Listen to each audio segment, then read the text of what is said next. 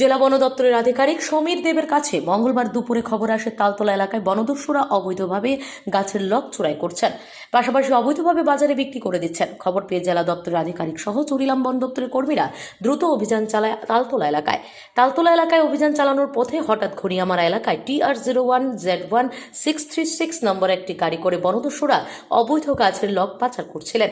ঠিক সেই সময় জেলা বন দপ্তরের আধিকারিকের গাড়ি সহ বনকর্মীদের দেখতে পেয়ে অবৈধ গাছের লক বোঝাই গাড়ি ফেলে রেখে পালিয়ে যায়। পরবর্তী সময় জেলা বন দপ্তরের আধিকারিক সমীর দেব সহ বনকর্মীরা গাড়ি বোঝাই অবৈধ গাছের লক সহ গাড়িটি আটক করে নিয়ে যায় বন দপ্তরের অফিসে।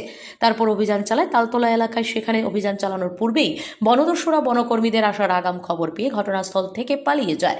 পরবর্তী সময়ে জেলা বন দপ্তরের আধিকারিক সহ বনকর্মীরা নাম্বারবিহীন একটি গাড়ি সহ জেনারেটর ও একটি সোমেল উদ্ধার করে।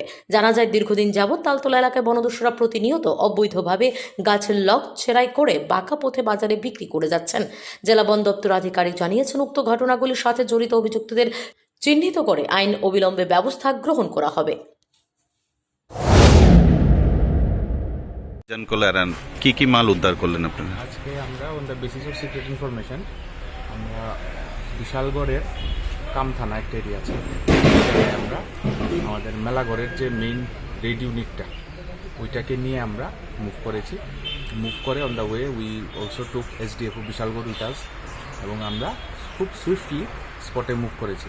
On the way of going to the spot we found a loaded vehicle with loaded round timber.